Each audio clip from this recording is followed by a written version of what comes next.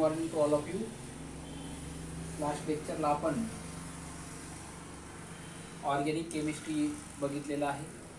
आज आपल्याला D and F block element हा चॅप्टर बघायचा आहे.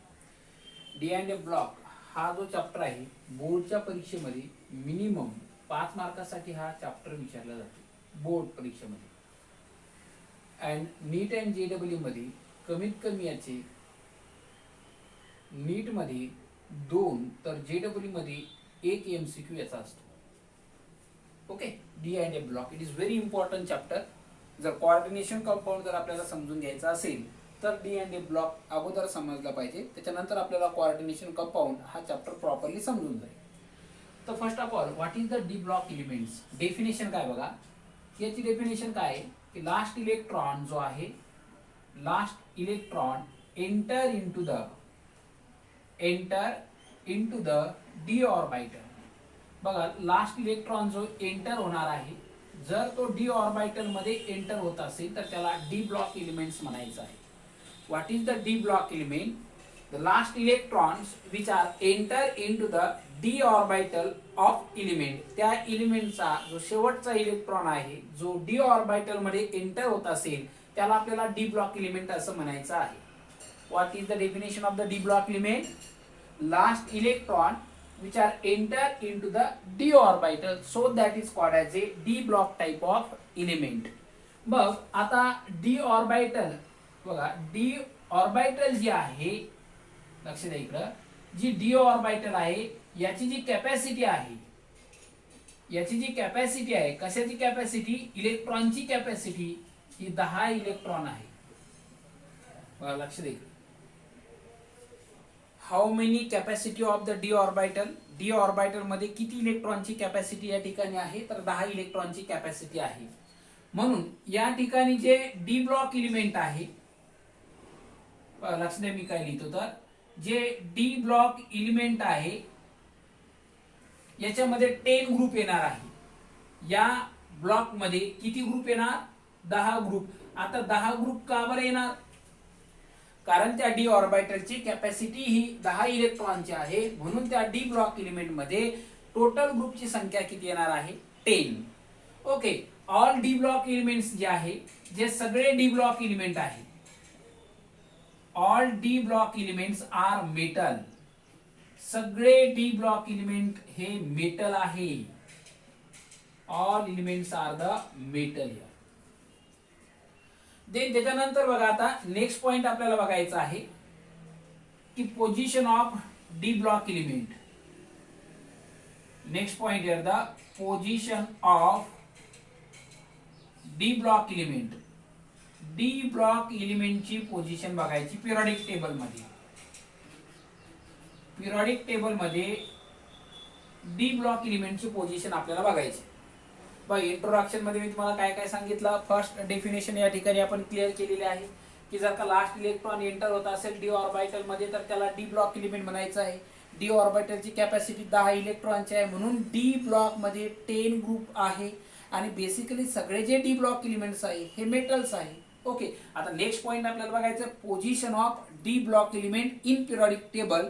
पिरियडिक टेबल मध्ये डी ब्लॉक एलिमेंटची पोझिशन आपल्याला सांगायची आहे.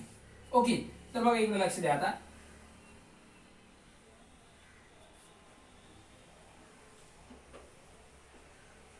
The position of D block element in periodic table.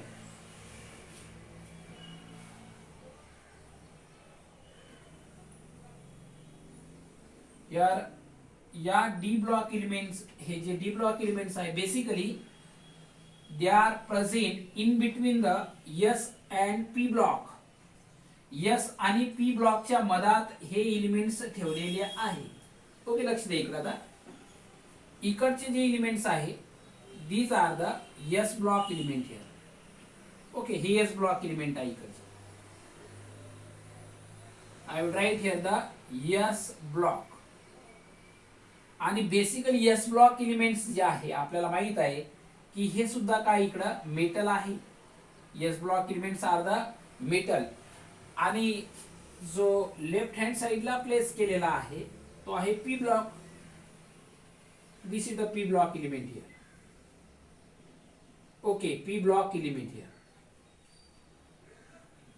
आणि पी ब्लॉक एलिमेंट मध्ये बेसिकली नॉन मेटल्स, मेटल्स आणि मेटलॉइड सुद्धा येतात, एवढं लक्षात ठेवा. ओके, जे आपल्याला डी ब्लॉक एलिमेंटची पोझिशन सांगायची आहे ते कशाच्या मधात आहे? They are place in between the S and P block. बघा, राईट साइडला एस ब्लॉक एलिमेंट आहे, लेफ्ट साइडला पी ब्लॉक एलिमेंट्स आहे, आणि एस आणि पी ब्लॉकच्या मधात ठेवलेले जे एलिमेंट्स आहेत त्यांना आपल्याला डी ब्लॉक एलिमेंट्स म्हणायचं आहे. बघा, याच्यामध्ये काही एलिमेंट्स मी लिहितो.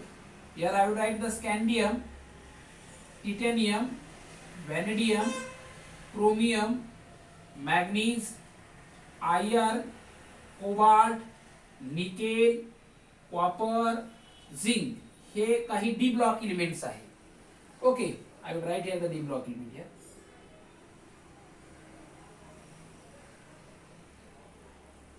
this is the D block element.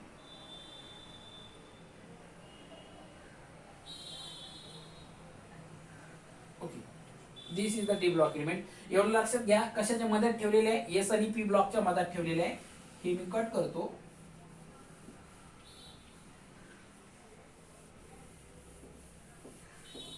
Okay, बघा आता देन काही एलिमेंट कोणते घेतले? डी ब्लॉक एलिमेंट आपण घेतलेले आहे. Scandium, titanium, vanadium, chromium, manganese, iron, cobalt, nickel, copper आणि झिंक. देन या ठिकाणी मी लिहिणार ytterbium to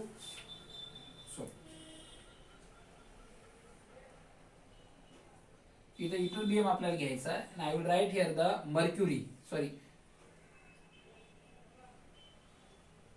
mercury. I will write here the mercury here. Then here lanthanum to the here cadmium is, and here mercury. Then here actinium, unionium here. I will write here. Okay, by D block elements आहे. आता या D block element मध्ये दिस is the fourth period. हा स्कँडियमचा जो period, स्कँडियम element हे जे element येणार हे चौथ्या पिरियड मध्ये येणार. इटरबियमची जी सिरीज आहे ही पाचव्या पिरियड मध्ये येणार आहे.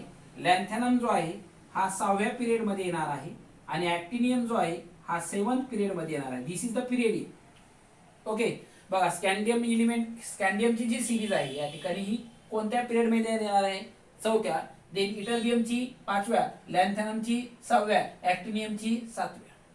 देन आता ग्रुप मध्ये बघा, आता इथं या 3rd, 4th, 5th, 6th, 7th, 8, 9, 10, 11 and 12. आता ग्रुप बघा, जे ग्रुप असतात ते उभ्या लाईनीला ग्रुप आपण म्हणतो. टोटल ग्रुप बघा 1 2 3 4 5 6 7 8 9 10. मी कॅपॅसिटी इलेक्ट्रॉनची 10 सांगितलेली आहे. ग्रुपची संख्या सुद्धा डी ब्लॉक एलिमेंट्स मध्ये 10 आहे. ओके, बघा, पहिला पॉइंट मी पोझिशनच्या संदर्भात काय सांगितलेलं आहे? Shortcut points, they are present in between the S and P block. S and P ब्लॉकच्या मधात हे एलिमेंट ठेवलेले आहे. ओके, म्हणजे डी ब्लॉक एलिमेंट्स हे हायली रिएक्टिव्ह पण नाही आणि लेस रिएक्टिव्ह पण नाही आहे. लक्षात ठेवा, मी काय सांगितलेलं आहे? D block elements are not highly reactive and less reactive, so that is called as a transition element here. म्हणून याला काय म्हटलेलं आहे? Transition element. why it is called as a transition element? बघा, दोन डेफिनेशन आहे ट्रान्झिशन एलिमेंटच्या, जी एक या ठिकाणी मी एक्सप्लेन करतो की डी ब्लॉक एलिमेंट्स जे आहे जास्त हायली रिएक्टिव्ह सुद्धा नाही आणि लेस रिएक्टिव्ह नाही आहे. ओके, म्हणजे एस ब्लॉक एलिमेंट्स जे आहे ते हायली रिएक्टिव्ह आहे, पी ब्लॉक एलिमेंट लेस रिएक्टिव्ह आहे, आणि डी ब्लॉक एलिमेंट जे आहे हे इंटरमिडिएट आहे, एस आणि पी ब्लॉकच्या मधात आहे, म्हणून त्यांना आपण ट्रान्झिशन एलिमेंट्स असं म्हटलेलं आहे. ऍक्च्युअली ट्रान्झिशन एलिमेंटचे डेफिनेशन वेगळे आहेत, ते आपण नेक्स्ट लेक्चरला बघूया. देन आता कोणकोणत्या पिरियड मध्ये येतात? First is period. D block element कोणत्या पिरियड मध्ये येतात? 4th, 5th, 6th and 7th.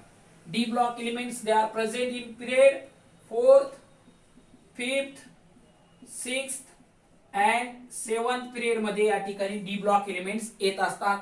Then आता ग्रुप मध्ये आपल्याला D block element ची पोझिशन एक्सप्लेन करायची आहे. तिसऱ्या नंबरच्या ग्रुप पासून ते 12व्या नंबरच्या ग्रुप पर्यंत, थर्ड टू कुठपर्यंत 12th पर्यंत, 12 तिसऱ्या ग्रुप पासून 12व्या ग्रुप पर्यंत जे येणारे एलिमेंट्स आहे ते कोणते आहे? D block. कशामध्ये? ग्रुपमध्ये सांगा. तिसऱ्या पासून 12 मध्ये या थर्ड ग्रुप पासून 12व्या ग्रुपच्या पर्यंत जे एलिमेंट्स आहे ते डी ब्लॉक एलिमेंट्स आहे. पिरियड मध्ये 4th, 5th, 6th and 7. Okay, why these elements are the transition element? Because they are not more reactive or less reactive, hence it is called the transition element. किंवा असं म्हणा, they are present in between the S and P block. जे element S आणि P ब्लॉकच्या मधात ठेवलेले असेल त्यांना आपल्याला डी ब्लॉक एलिमेंट सुद्धा म्हणता येते. ओके, आता परत लक्ष द्या, याच्यामध्ये position of D block element in periodic table. Periodic table मध्ये डी ब्लॉक एलिमेंटची पोझिशन सांगायची आहे. असा हा पॉइंट आहे. पहिला पॉइंट काय सांगितला? Present in between the S and P block. दुसरा पॉइंट काय सांगितला आपण? याला ट्रान्झिशन एलिमेंट म्हणतात. का म्हटलं ते एक्सप्लेन केलेलं आहे. तिसरा पॉइंट काय सांगितला? कोणत्या पिरियड मध्ये येतात? 4th, 5th, 6th, 7th period मध्ये येतात. पाचवा पॉइंट काय सांगितला आपण? कोणत्या ग्रुप मध्ये येतात? तिसऱ्यापासून 12व्या ग्रुप पर्यंत येणारे जे एलिमेंट आहे त्यांना आपल्याला डी ब्लॉक एलिमेंट म्हणायचं आहे. नेक्स्ट पॉइंट बघा याच्यामध्ये आता परत. देन याच्यामध्ये जो 4th पिरियड आहे, okay 4th period, this is the 4th period here. या 4th पिरियडला काय म्हणतात बघा? याला म्हटलं जातं 3D सिरीज एलिमेंट. ओके बघा, 4th पिरियडला जो scandium, titanium, vanadium, chromium, manganese, iron, cobalt, nickel, copper, zinc हे जे काही 10 एलिमेंट आहेत चौथ्या पिरियड मध्ये त्याला 3D सिरीज एलिमेंट म्हटलं जातं. कोणती सिरीज? 3D सिरीज एलिमेंट म्हटलं जातं. कारण त्यांचा इलेक्ट्रॉन, शेवटचा इलेक्ट्रॉन हा 3D ऑर्बिटल मध्ये येतो म्हणून त्यांना 3D सिरीज म्हणायचं आहे. Why scandium series is also called as a 3D series. स्कॅन्डियमच्या सिरीजला 3D सिरीज एलिमेंट का म्हणायचं आहे? कारण त्यांचा शेवटचा इलेक्ट्रॉन 3D ऑर्बिटल मध्ये येतो म्हणून त्याला 3D सिरीज एलिमेंट म्हणायचं आहे.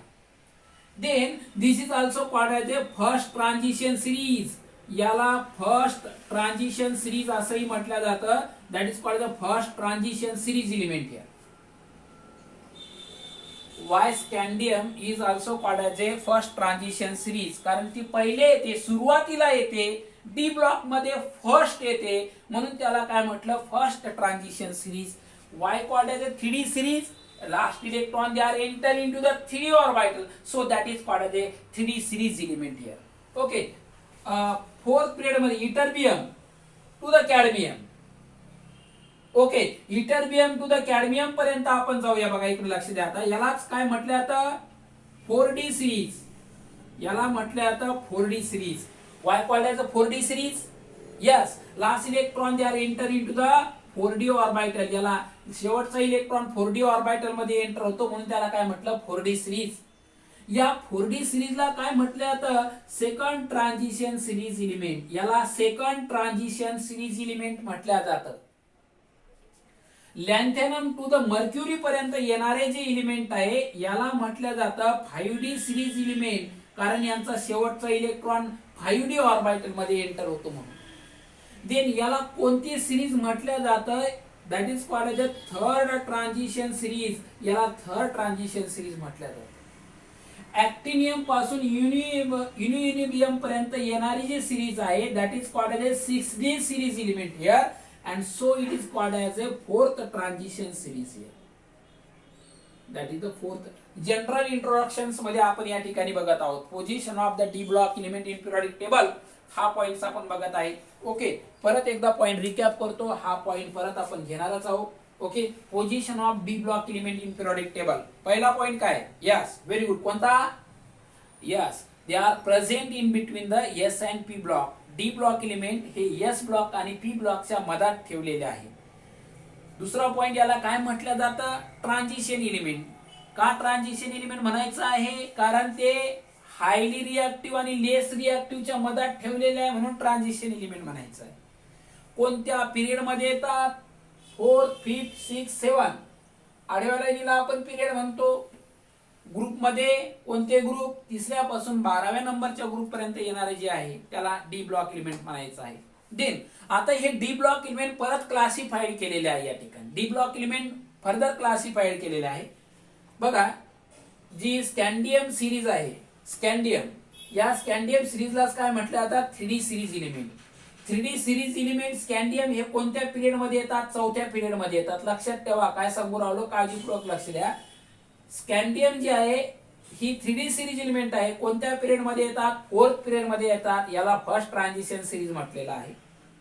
इटरबियम याला 4D सिरीज म्हटलं जातं, कारण 4D सिरीज म्हटलं जातं, का म्हटलं तर शेवटचा इलेक्ट्रॉन 4D ऑर्बिटल मध्ये जातो म्हणून 4D सिरीज म्हणायचं आहे.